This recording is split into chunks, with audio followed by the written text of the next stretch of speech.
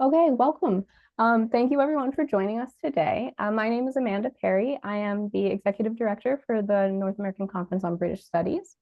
And thanks for joining us today. This is our last 2024 book event in our series. It's been a little over a year now that we've been doing this series. And I will say that we are doing our spring schedule right now. So just a little shout out if you are an NACBS member and you've had a book come out recently or you have a book coming out next year, please get in touch with me. We'd love to organize an event for it. And so today we are going to be learning more about Caroline Dunn's latest work. I am just going to go ahead and briefly introduce our guests today, and then I will turn it over to Caroline to get started. So Caroline Dunn is Associate Professor of History at Clemson University, a scholar of medieval Europe with a particular focus on women's roles and social networks in late medieval England. Her books include Ladies in Waiting in Medieval England, that we're going to be hearing more about today, and Stolen Women in Medieval England, Rape, Abduction, and Adultery, circa 1100 to 1500. She was the 2020 winner of the Bonnie Wheeler Fellowship, which annually awards one female medievalist the resources necessary to earn promotion to full professor.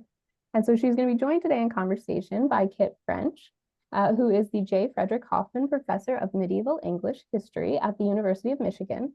She is the author of several books and articles on local religion, women, and material culture, including most recently Household Goods and Good Households in Late Medieval London, Domesticity and Consumption After the Plague. And she served as Caroline Dunn's mentor for the Bonnie Wheeler Fellowship. So with that, please join me in welcoming Caroline. I will turn it over to you. Thank you very much, Amanda. Thank you to the NACBS for hosting these workshops. These are really great. I'm just going to provide a quick overview of the topic and of the book, and then Kit is going to ask me some questions before we have more audience Q&A. Amanda mentioned my first book on abduction, and I just really quickly wanted to start there because there is a woman that got mentioned in that book named Agnes Lancacrona, who was abducted by two henchmen of the Earl of Oxford, Robert de Vere. And so I talked about that in the book, but it wasn't until I was past dissertation and the end stages of revising the book that what struck me is that the text referred to Agnes as a former damsel of the Queen's chamber. That just kind of glossed over me when I first read it. But then the second, third review, I decided that's kind of interesting. Has anybody really looked at these women who served in the Queen's household? So it piqued my interest. And when I had finished that first book and could turn my attention elsewhere, I decided to start looking to see if others had written on the subject of medieval English ladies in waiting. And others had for the Tudor era and also for later on in British history. And there were and are plenty of continental examples of women in Austrian courts and French courts and places like that. But otherwise, what I found was primarily sections in royal biographies or occasionally aristocratic women's biographies that would have a chapter or even a part of a chapter on the household. And then that part of that section would be about the ladies who are forming a component of the household. So I decided to go ahead with this project and basically just find out everything that I possibly could about these women in royal and aristocratic households. So I started off with pretty basic research questions, such as who were they? Who are the staff members here? How did they get their positions? What did they do? And did the truth mirror the literary tropes or pop culture stereotypes that we have about ladies in waiting? Of course, I was interested in what kind of influence or power these women might hold, whether they had agency or not. And then as I started diving into the research a little bit more, I realized another important question is what kind of rewards did they earn for their service? Because that's what a lot of the records are there informing us about. So this has been a very long process, as some of you are familiar with. I've been working on this project for a long time. Between having children and other work responsibilities, I'm very thankful that this is now finally at the completion stage. It keeps getting delayed in publication. It's now saying January, and I've got my fingers crossed that that's going to be true. So just quickly about the parameters of this project. I deliberately set very large parameters because I had no idea how many women I might find. Like, could it be 10? Could it be 2,000? I really didn't know at the outset of it. And so I started off in my comfort zone, sort of the late 13th, 14th, 15th centuries, And as I did more and more research, I decided that chronologically, I would set the opening of the project to 1236. That's the outset of Henry III's reign. And that's when sources really start to proliferate. The whole lot of government administrative documents are surviving from that period. So it would make it easier for me to find women in the household there. And then 300 years later became the ending point for my project. So 1536, the date of the year that Catherine of Aragon dies. And the reason why I chose Catherine of Aragon is kind of weird if you look at it from a male perspective, because that's his first of 6 wives. But from a female perspective, I don't really see a very sharp turn in 1509. There's continuity of servants, both from Catherine's household before she marries Henry VIII and becomes his queen, but also from his parents' household. So women who had served Henry VII and his wife Elizabeth of York show up later on in Catherine of Aragon's household. Catherine of Aragon is also, in my opinion, the last medieval princess. There seems to be a whole lot of continuity. She seems very medieval to me. She's the last foreign-born princess for nearly a century. Anne of Cleves, short time period accepted. And I really do see the Reformation as a larger turning point, not just cosmically in England, but in terms of the household, that there are major staff changes that take place between Catherine of Aragon serving as first queen and Anne Boleyn serving as second. So those 3 centuries are what I was looking at. And then there's the question of who is a lady in waiting? Who do I include? First of all, I should say that although the book is titled Ladies in Waiting in Medieval England, that is an anachronistic term. And I had to make the decision about whether to use that as the title or not. There are some references in late medieval English texts to women who waited or awaited upon my lady, things like that. But for the most part, I'm looking at Latin and some French and then later English sources that use the term ladies on its own. So not ladies in waiting, but just ladies or damsels or gentlewomen or under damsels and chamberers. Those are the most common terms that I found. Sometimes there are more action verbs such as waited or accompanied, or they are with my lady, or in the rewards, they're rewarded for good service. So I understand that they are there in a service position, even though I never find a source that has a title for them. But I've cited for the title of the book, and for today, I will just keep using that term ladies in waiting because that is what we are very familiar with culturally. Another question that I had to make was whether to include women who served in the aristocratic households of the nobility and gentry. I could have written the book entirely about women who served queens, but I decided to delve into the aristocracy also, partly because there's some really good sources for the aristocracy. It would allow me to go into the surviving family letter collections of the Pastons, the Stoners, the Plumptons, and there are some household accounts, good surviving accounts from members of the aristocracy. It's also hard to draw a clear borderline between members of the royal family and the aristocracy. So when you have a king's daughter who marries the Earl of Hertford, for example, is she royal? Is she noble? And then what about their children? And so that's another reason why it seemed to make sense to include the aristocracy. And then also just to see what kind of parallels there might be between those who serve the highest echelons and those who serve lower down. So all in all, about 10%, no, 12% of my references are from aristocratic, women who served aristocratic households. And then real quick, I'll just talk about the outline of the book, the table of contents, which it is on the Cambridge University Press website at this point, even though the book's not published. So I struggled with the organization, I will admit, and Kit and some of our Zoom calls helped me with this because I had all this material, but trying to figure out how I wanted to arrange it. And what I settled on was a tripartite division. So part 1, people of the household, with a chapter on household size, gender, and recruitment into this position, and then another chapter on courtier families and people who marry as courtiers, and the kings and queens facilitate these marriages and then bring their children and siblings into the household also. Part 2 is called Rhythms of Life. And so I have a chapter on daily life and domestic duties, and then another chapter on ceremony. So it's basically what did ladies in waiting do when it was a very ordinary day, and what did ladies in waiting do when it was a major event, such as a coronation or a royal christening. And then part 3 is called Politics and Its Rewards. So I have a chapter exploring examples that I found of women who found resources towards power, what kind of influence they might had. Also, some examples of women who are charged in various ways due to misogyny or xenophobia, or in some ways experience powerlessness. And on the flip side of that, I think, is that they are seen as a threat. So they are seen as influential enough to threaten other members of court, and then the hostility comes out that sometimes renders them powerless. And then chapter 6, for all of their good service, the rewards that I uncovered for these various servants. So that's the overview of the book, and I think that Kit has some questions prepared for me before we open it up more broadly. Thank you.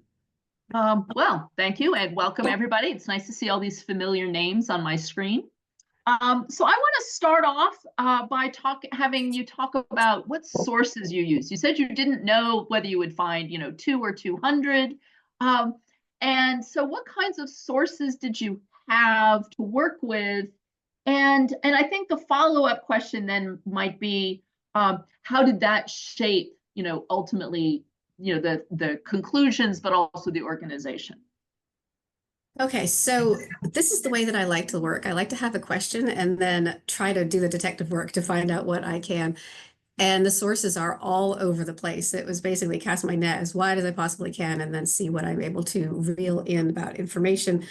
So the majority of my sources come from the royal household and their administrative and financial records. And that's, they are people whose job it is to keep account of things. And so they do a good job, I think, of doing that. And then they happened to luckily survive in England.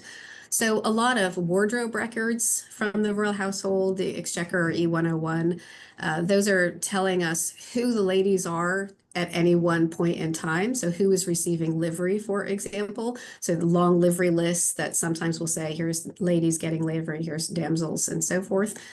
And then women who get paid, usually as annuities, are coming to the royal court to collect those payments. And so they the clerks make a record in the issue rolls. That's E403 of when a woman has come to court to collect her annual annuity or her half a year annuity payment. And then in addition to the royal accounts, there are, as I mentioned, aristocratic accounts too that do not survive nearly as well, but there are some that are amazing, like Elizabeth de Burgh. I think hers, the statistic is maybe 1/5 of all medieval aristocratic accounts belong to Elizabeth de Burgh. So she's a fantastic resource. But then there are other smaller scale ones that allowed me to see how many ladies are in that household or what kind of payments there are for feeding them, the room and board that they get. In the late Middle Ages, I think the accountants are paying even more attention to things. And so they persuade the king to have regulations about how life ought to work at court. And kind of a corollary to that is how many people ought to be fed out of royal funds. And so they're more strict about determining that sort of thing. The regulations and ordinances are there. We don't know for sure that they're always conformed to. When we do see people observing what's actually happening, by the early Tudor era, we have some heralds records that are saying, here's this major event, the king held a Christmas feast, the queen was there, and here are all these people who are also attending at this event. A lot of letters that are surviving, the royal letters surviving in the calendar of close rolls and the calendar of patent rolls, which are mostly rewards that the king is making known to everybody or to specific people and everybody that this person is deserving of this reward. And then also the family letters that I mentioned, from the aristocracy. And then also in the artistic world, so both literature, sort of painting a picture of what life might have been like for these ladies in waiting, and then art, both in the form of manuscript and also memorial commemorations. So the brasses that are in medieval English churches and sculpture informing us, first of all, who they choose to be buried with, sometimes if they have more than one husband, and what kind of clothing they are wearing to sort of illuminate their lives a little bit more. And then as far as how these sources shaped the project, I think what most interested me were the issue rolls with all of these annuity payments, because I was not expecting to find so many women getting paid by the royal household in a in a way that is kind of like a salary, because while they're serving, they are receiving these annuity payments, but then also they receive them in retirement. So these grants are given, usually it says, for her whole life. So she might stop serving at court, go home, or go live with somebody else, retire in that respect. But she still comes to the Exchequer once or twice a year to make sure that she gets her payment. And about, I think, 15% of all of my references to any women's activities in this time period come from the annuity records. So those were really abundant. And conveniently very easy to find women in, because they put in the margins the person's name. So it's just scanning down, looking for a woman's name, and then seeing, is this a lady in waiting, or is it another woman who is getting some kind of payment in these accounts? So if I were, and this is a potential, we all have other projects to do. One idea would be to compare the men's annuities too, but that's going to be, every 95 out of 100 is a man's name, and then they're not all going to be courtiers. So that's a much more extensive use of the sources than looking for female names. And so how did you manage all of this? Yeah. So what's your research project? You said you like a detective, you work like a detective, you want to question, but then you've got all this material. How do you manage it? And ultimately, how many ladies in waiting did you find? 2 or 2,000? In between, slightly closer to the later. So all in all, it was 1,200, approximately 1,200 ladies in waiting that I was able to find. And let's see, about 4,000, almost 4,000 specific references. So some women I only knew from one time they went to the Exchequer to collect an annuity payment, but other women had 20 references, 40 references, doing all sorts of different things in the household from various sources. And I kept track of them in a database, a Microsoft Access database. And I had 3 related databases. So one of them was for just anytime I get a reference to a woman. So let's say that Matilda is coming to the Exchequer to get her annuity. That is one reference. And then 4 years later, I find Matilda receiving livery. So that is another reference to Matilda. But then also I would have a biographical database related to that. So in that, I kept Matilda with her unique ID number. So it just auto-populated. Every new one would get their own number. And I would enter her with, if I could find her natal surname, I would put that as the maiden name. And then any other information that I had about her is going into that. So the year of her marriage and who her family is, all those kinds of things. And then also, thirdly, a relatives database. So Matilda would be linked to her father as one entry, her husband as another entry, and or her second husband and her son, and all these different family members, so that I could try and keep track of relationships, which are very hard for the medieval time period, because it may very well say Matilda, the wife of William so-and-so, so that's pretty clear. But other times there's somebody with the same last name at court, and you wonder, is that her brother? Is that her uncle? Is it just one of those very common surnames, and they're very, very distantly related? And so I had a drop-down menu for relationship certainty, so that if I knew for sure that this was a relative, then I would note that. If I was making a very educated guess, or if it was a possibility, I would note that, so I wouldn't mess up later on down the road and claim somebody was a relative when they weren't.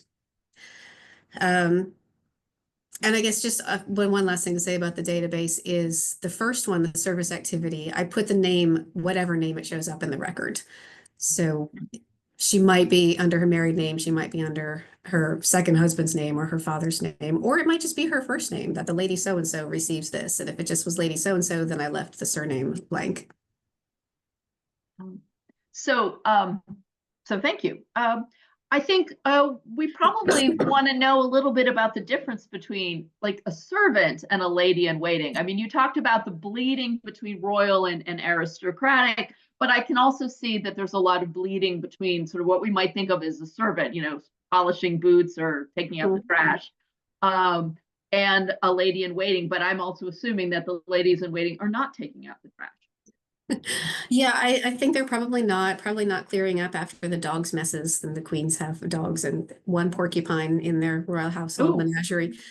Not very smelly. I know. So I tried to draw the line at the, I guess, 19th century, early 20th century Downton Abbey distinction of above stairs servants and below stairs servants. And there's a medieval equivalent to those terms as well, the sort of upper house and lower house. And so anybody who seems to be in the upper level, they're doing work that gets them into daily contact with the queen or with the aristocratic woman. They're the ones who show up in my database. The ones who are performing other tasks within the household, like laundresses or childcare workers, so they're nursery staff, or they're just they're known as rockers, they're rocking the royal cradles. I did not put those into my database unless, well, actually I did in the beginning, but I did not put them into the book, the final product of the database, unless I knew that at another point they were also called a damsel or some kind of title that indicates a higher level of service. So I think it is hard, it's blurry to make these distinctions, but I did the best that I could in trying to stick with the highborn women. I know Carol Rockcliffe has worked on laundresses, for example. There are other things to be done with these women that could be very interesting, but I had to draw the line somewhere. But you do see laundresses as someone who's a little interested in laundresses. Yes, yeah, there are laundresses, and there's one who wins a bet with Edward I, I think, and he has to pay her some money. So it's not that they're always below stairs and never interacting with the royals. It's kind of interesting. So what do ladies in waiting do then on a daily basis? They're not doing the laundry. They might be rocking, but they have to get into your book by doing something else. So what's the something else? Yeah, well, I think the stereotype that we have of ladies in waiting is that they are embroidering or doing some kind of sewing and cloth work and sitting very quietly and demurely just while the queen is doing whatever she is doing. And there is evidence for a lot of cloth work, actually, to be fair. There's women who are receiving cloth. So, for example, Matilda de Wilmington, she's a damsel of Edward III's sister, Eleanor. She receives velvet cloth, and it's her job to make that velvet into clothing for Eleanor. Similarly, in the aristocratic household of Margaret Beaufort, her servant Edith Fowler receives 22 yards of cloth for making into gowns. It specifically says for making into gowns for Margaret Beaufort. There's payments for mending clothes, payments for purchasing thread and having that delivered. And so we know that they're involved in the making of clothes and also the dressing of women. In the 14th century, the dressing gets a lot more intricate. The hairstyles do also. And so a queen cannot dress herself. She's going to need a whole lot more support for that kind of activity. So that's the sort of thing that is harder to find in the sources because it doesn't require financial payment, except occasionally there is one intriguing example of a woman who served Henry Bolingbroke's daughters. I can't remember if it's when he's as king as Henry IV or still as Bolingbroke, but she's paid to shave their heads, which I assume is shaving, and so they have a nice high forehead that is typical fashion for the era rather than totally shaving their heads. So that's one example that we do have of helping to improve the appearance of their woman. But also just looking after all of these materials that are necessary, looking after the razor, looking after the clothing, taking delivery of golden cloths and luxury cloths. These show up in the household accounts because the accountants are keen to make sure that they're not held responsible for the loss of any of these items. So they say, this went to Elena de Sackville. She received it by her hand, and therefore I just write it down. I don't have to worry about it any longer. And so we know that they're looking after luxury items. They're entrusted with crowns. They're entrusted with jewels. So one of John of Gaunt's servants gets orders to bring various jewels down to London for Christmas time to give out as Christmas and New Year's gifts. They're looking after money. So they're taking delivery, transfer of money from the king's household to the queen's household. They are going off to deliver money to the sponsored child at Cambridge University when the king and queen decide they're going to have some sponsors there. They sometimes send men, sometimes send women. In the aristocratic Howard households that go on to be the Dukes of Norfolk, there's a woman named Agnes Banyard who was doing everything, it seems. There are other women in the household, but so many references are to Agnes Banyard, where she is delivering other servants' wages. She is taking taking clothing to the furrier to get the nice fur trim. She is paying for wax, paying for bread for the masses and those sorts of things. So she's just doing all sorts of things within the household. So that's kind of the quotidian daily life. But then there's also the entertainments, there's the fun stuff, there's the games, the dice, chess, checkers, those kinds of things.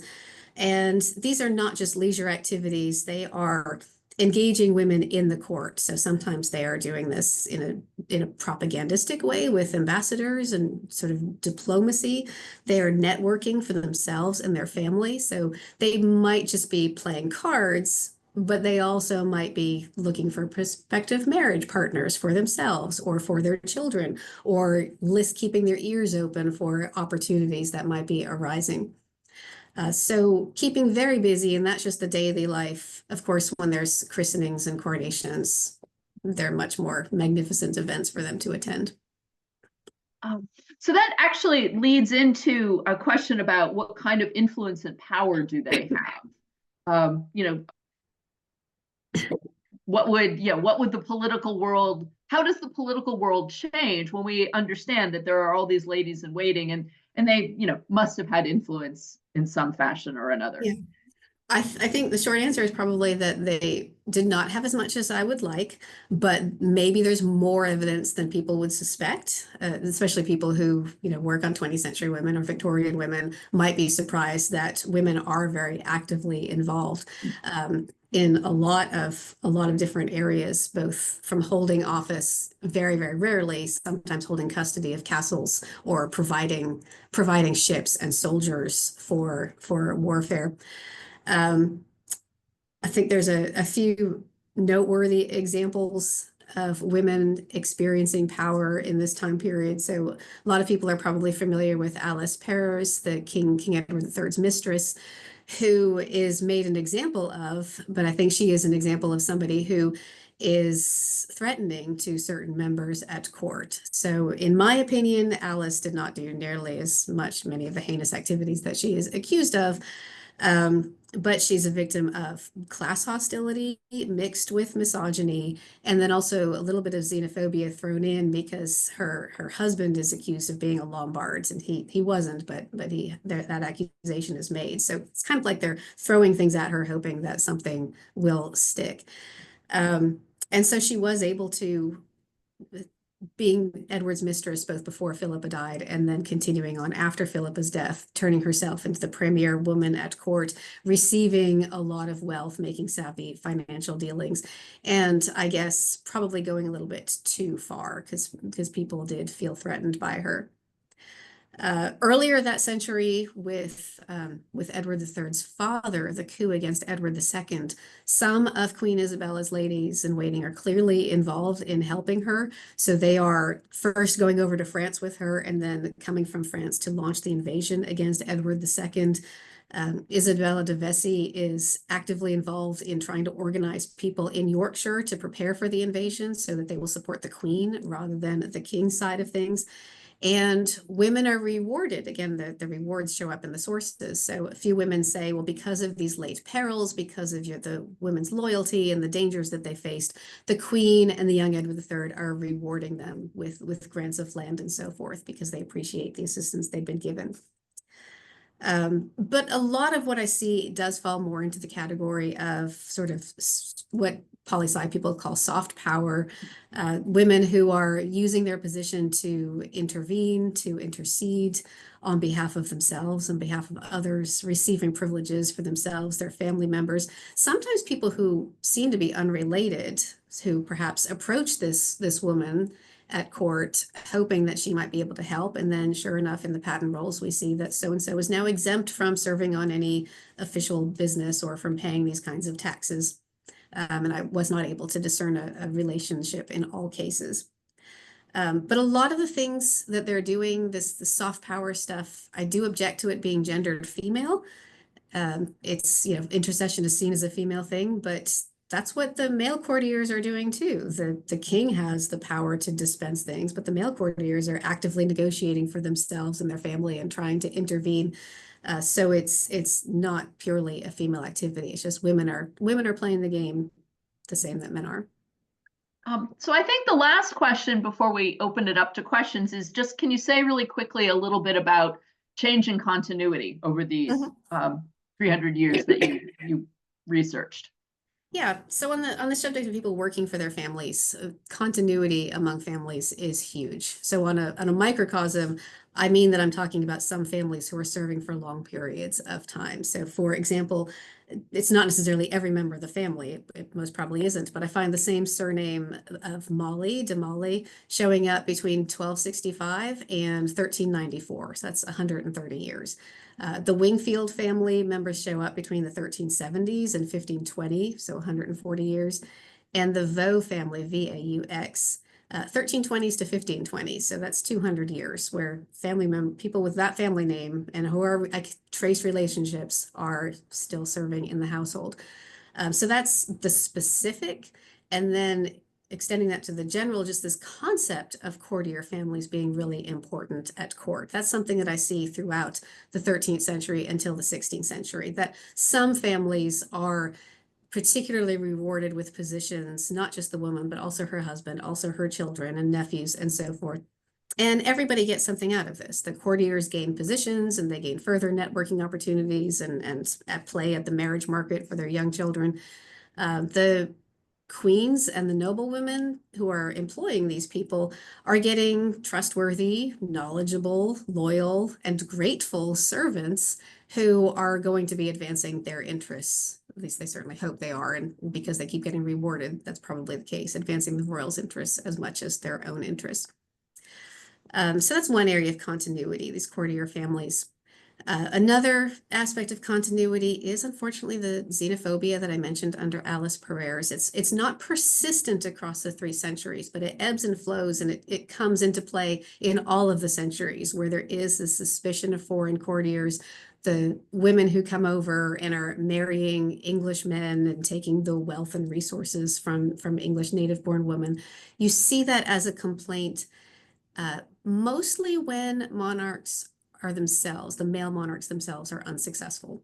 So in the later years of Edward III, in the era of Richard II, when there's attacks to be made against those kings, it's hard to attack the king directly sometimes, but attacking the king's courtiers is easier, and the female servants seem to be easy targets for that. In terms of change, is one of the largest ones is just the growth of household size. That households get bigger over the course of the Middle Ages, and most of this takes place in the 14th century. There's a bit of a dip in the 15th century, and then it starts to rise again in the Tudor era. So household size growing, and more women being accepted into the household. So in the early years, it's pretty much only married women. There's very few women at court, just a few there to serve the queen, and they have to be married to men who are also in service.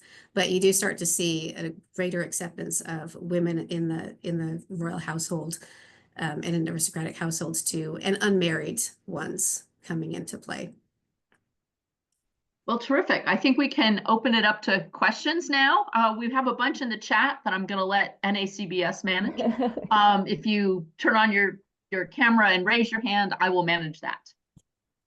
Yeah, so people can feel free to still put them in the chat or to just raise your Zoom hand so you'll pop up to the top of the list. So first up, we have Laurel Wilson. She said that she had some questions relating to livery issuances with these women. Laurel, did you want to go ahead and ask? You're muted. There we go. Sorry. Yes, and anybody who knows me is probably sitting there going, oh, you would ask about livery. So first of all, Caroline, this sounds fascinating, and I cannot wait to read the book. I know, for example, there's a really detailed livery roll from 1363 where Edward III issues livery to something like 800 people. I don't remember seeing women in that list. So I'm curious, and I'm curious about, are they getting clothing? Are they getting materials for clothing? Is it the same for everyone? You know, that kind of stuff. Do you have that kind of detail?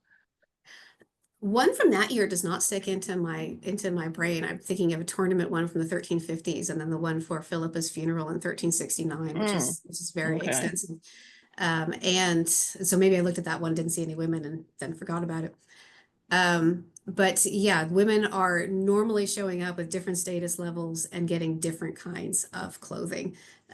So you can see, for example, the different kinds of fur that women are getting, where clearly if they are a countess, then it is much more prestigious style. And the damsels and under damsels are still receiving some kind of fur trim, but it's either not as much or it is of a different quality. Higher status women receive generally a larger quantity of cloth also, which to make all of theirs. And I think that is the same for men also. Yeah, that tracks very well actually with Okay, how this stuff is distributed to men. And then there are sort of different color patterns that seem to emerge. So in a very, very small scale, this is your area, not my area, but you can perhaps see that there's fashion taking place. That sometimes violet colored cloth is in fashion, and other times tawny cloth is in fashion as we get into the Tudor era. So if I knew more about that, I would probably dip more into it, but it is interesting to see those little snippets of, oh, well, that's what they deem appropriate to give out. It's not at all like Bridgerton Georgian style livery. They use the term livery, but if you read more modern fiction, it's not everybody in identical clothing. It's just this idea that you have a responsibility of giving out clothing to your servants. Great, thank you. Thank you. Elizabeth McMahon has questions in both the chat and she's here. She's got her camera turned off. Trying to present in person. First of all, your database sounds awesome. Second of all, my first question was about how many of these women were you able to find 2 monuments for? Because it just seems like those are a great opportunity to put together aspects of affinity that might not be as well documented in other places. Yeah, so if there's more than one question, I'll start with that one. I will admit I did not go to track down every single woman to see where she was buried. What I ended up doing was happening upon them or trying to find some more information, and it would pop up in like a secondary source, like here's a little bit more about this woman and her family, and by the way, here's where she is buried. So I use them more as anecdotal illustrations rather than analytical tools of analysis, I'm afraid. So I do have in the book, I don't remember, 7 or 8 pictures that I ended up taking of them. So it's by no means the majority are going to have them, but there's probably more that I'm not aware of. And my second question was, why are these golden cloths being delivered to the household and not the Great Wardrobe? Isn't that the whole function of the Great Wardrobe? Or they might have come from the wardrobe. They don't say that. Yeah. And then they are given to Elena to work into something at that time where it is necessary. Just that aspect of the tension between the privy purse side and the exchequer side, kind of. Anyway, thank you. You're welcome. Thank you. And so we've got another question in the chat from Sophie. She said, again, the database sounds fascinating. And you may have mentioned this slightly, but if you could a little more, did you find wives often serving on the queen's side alongside their husbands serving on the king's side? Yeah, I don't have a statistical breakdown for that, but it is fairly common where sometimes the husband would have a position in the king's court and sometimes he would be in the queen's household. Famous example is Geoffrey Chaucer and his wife Philippa. So Geoffrey starts off as a king's usher and then moves up to be a king's esquire while his wife Philippa is serving Queen Philippa of Hainaut.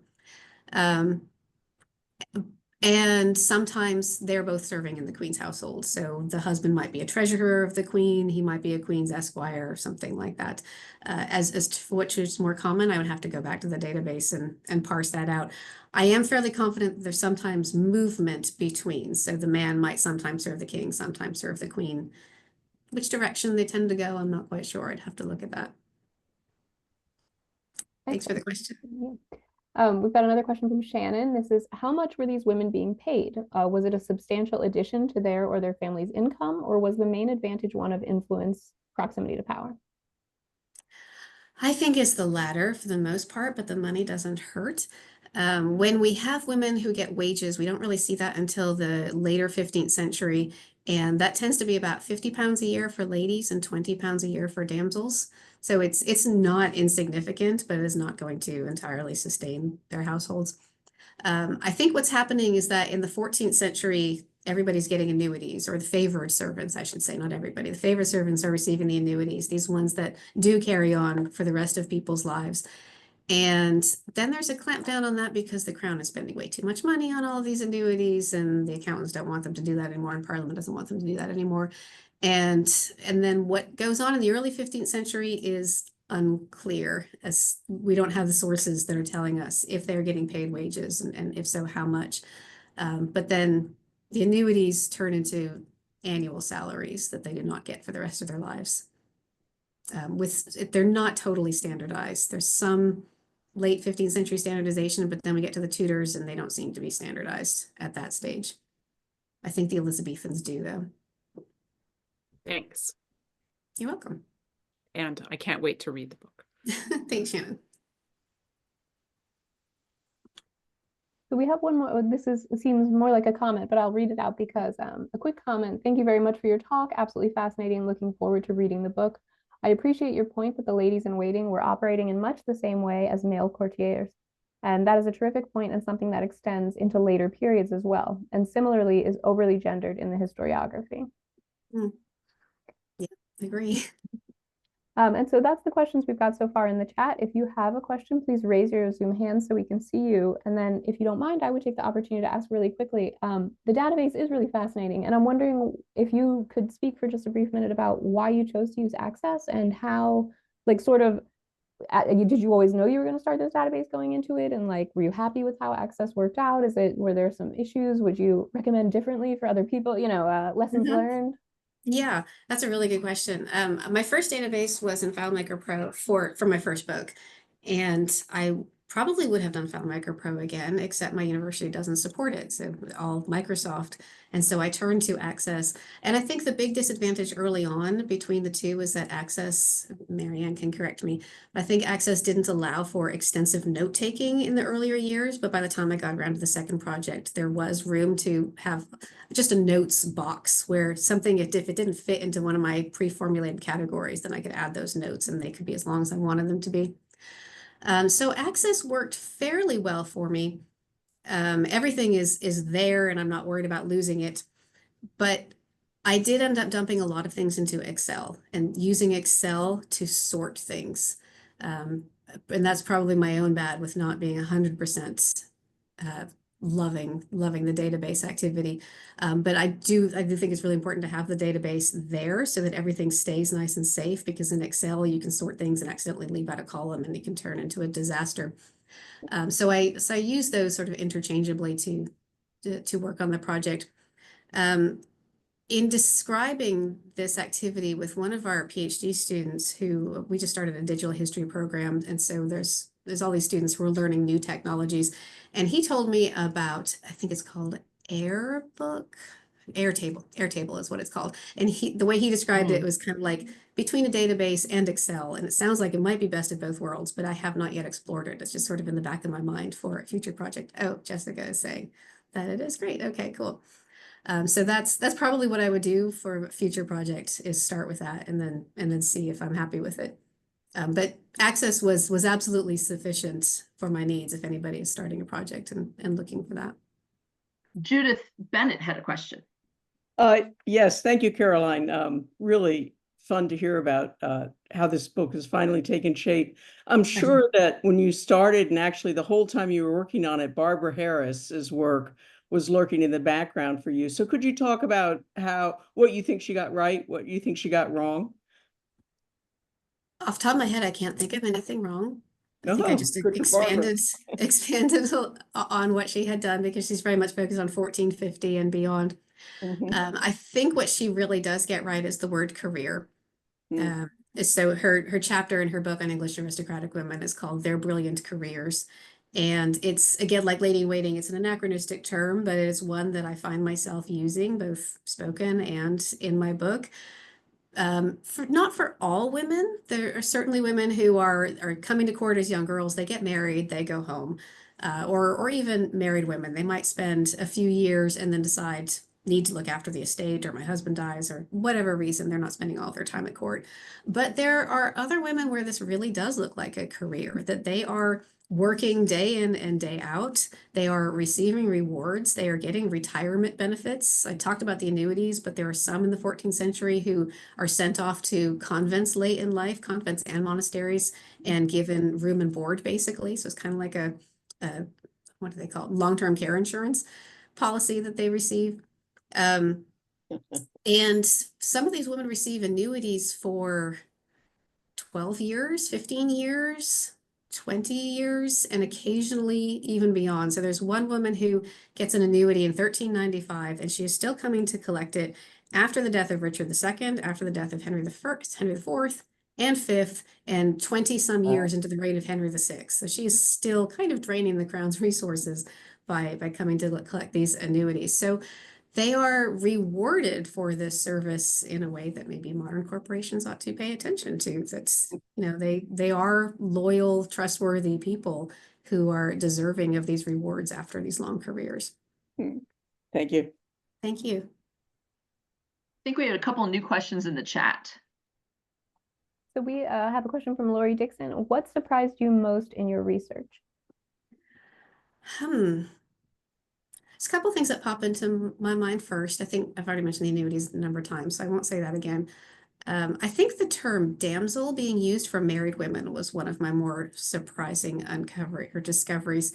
There's been a whole lot of time thinking about damsels, but if somebody had asked me in 2005, if you see the word damsel, do you think this person is married or unmarried? I would have said probably unmarried, but they show up in the Latin records and French records as damsels in as being married to men at court, or as the wife of so-and-so. And I was surprised by that.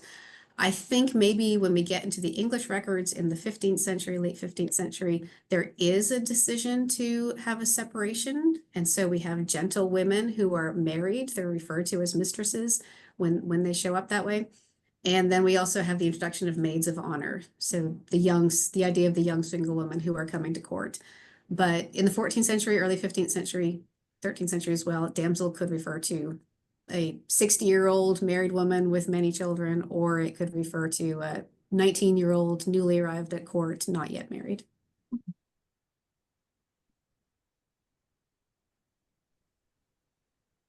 Are there any more questions? Shannon McSheffrey, and then Elizabeth.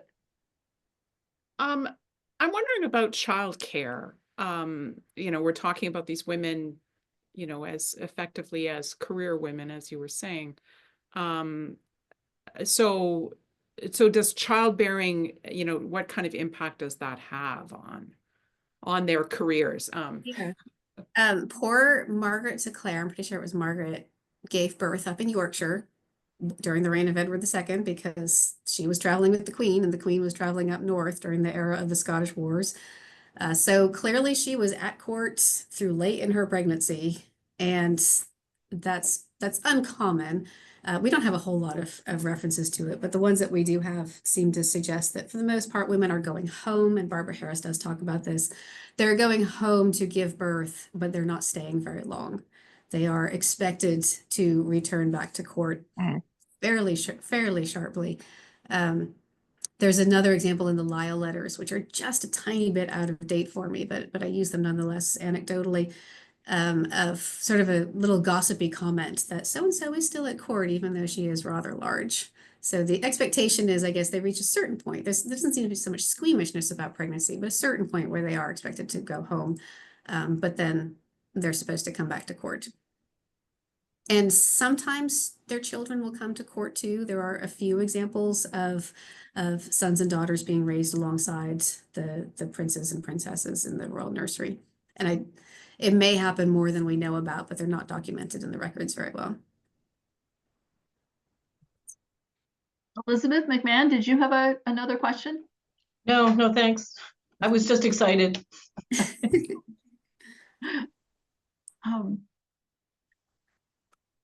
Well, I think then, since we're almost to an hour, if there are no more questions, I want to say thank you very much to the NACBS for hosting this. Thank you very much, Caroline, for inviting me to interview you. I have read, I have read the book. It's terrific. So I do encourage you to read it once Cambridge finally sorts itself out and overcomes its hacking problems, and your book is released into the wild. And so thank you very much. Good luck with the rest of your semesters, winding them down. Hope you get to have some rest over the upcoming holidays. And thank you, Kit, for also for joining us in conversation. And thanks to everyone for coming. Keep an eye out on your emails. We'll send out the spring schedule for our book talks. And I hope everyone will join me in thanking Caroline and Kit. Thank you all very much. Thank you, Kit, for agreeing to do this with me, and for Amanda for organizing it. And thank you all for your wonderful questions. I appreciate you showing up. Happy holidays.